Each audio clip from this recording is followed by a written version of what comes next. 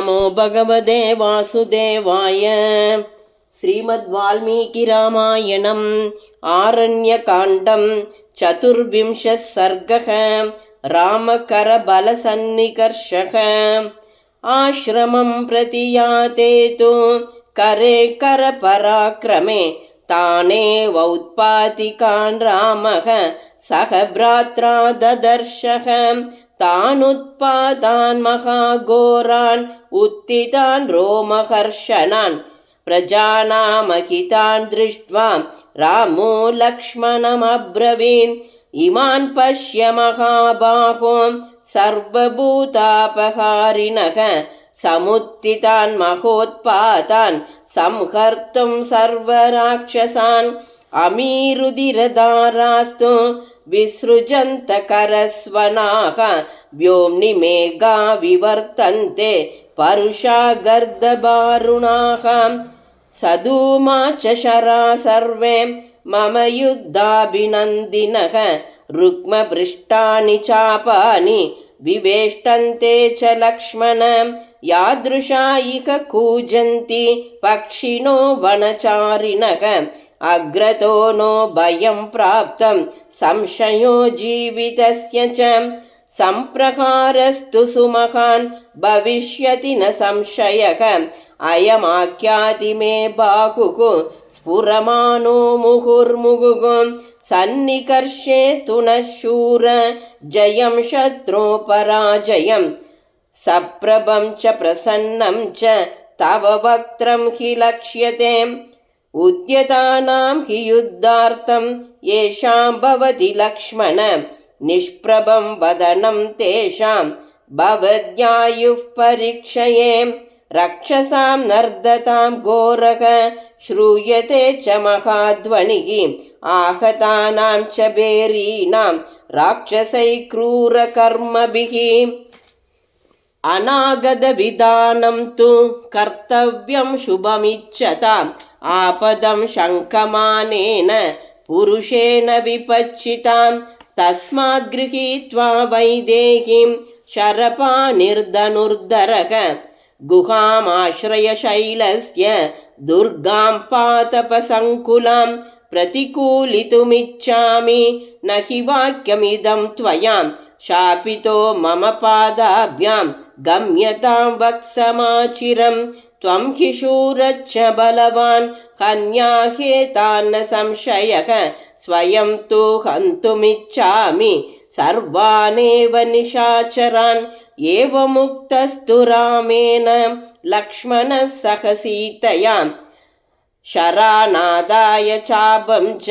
गुहां दुर्गां समाश्रयत् तस्मिन् प्रविष्टे तु गुहां लक्ष्मणे सह सीतया हन्त निर्युक्तमित्युक्त्वा रामः कवचमाविशत् सतेनाग्निनिकाशेन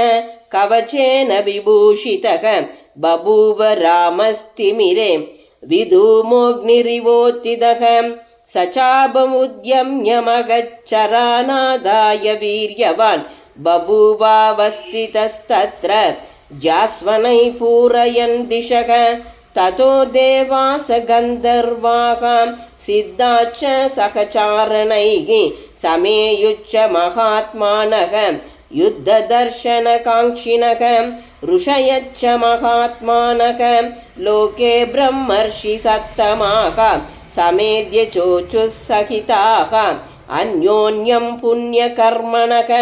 स्वस्तिको ब्राह्मणेभ्योऽस्तु लोकानां योऽभिसङ्गताः जयतां राघवो युद्धे पौलस्त्यान् रजनीचरान् चक्रहस्तो यथा युद्धे सर्वानसुरपुङ्गवान् एवमुक्त्वा पुनः प्रोचुः आलोक्य च परस्परं 14,000 रक्षसां भीमकर्मणाम् एकच्च रामो धर्मात्मा कथं युद्धं भविष्यति इति राजर्षयः सिद्धाः सगणा च द्विजर्षभाः जातकौतूहलास्तस्तुः विमानस्ताश्च देवताः आविष्टं तेजसा रामं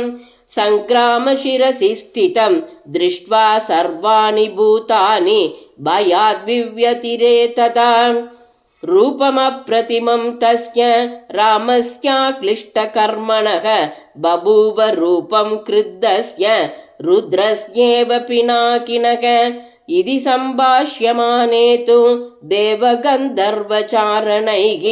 ततो गम्भीरनिर्ह्रादं घोरवर्मायुधध्वजम् अनीकं यातु दानानां समन्तात् प्रत्यदृश्यत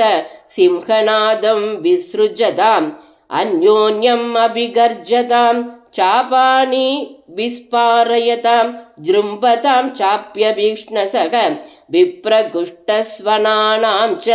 दुन्दुभिं चाभिनिघ्नतां तेषां सुतुमुलशब्दः पूरयामास तद्वनं तेन शब्देन वित्रस्ताः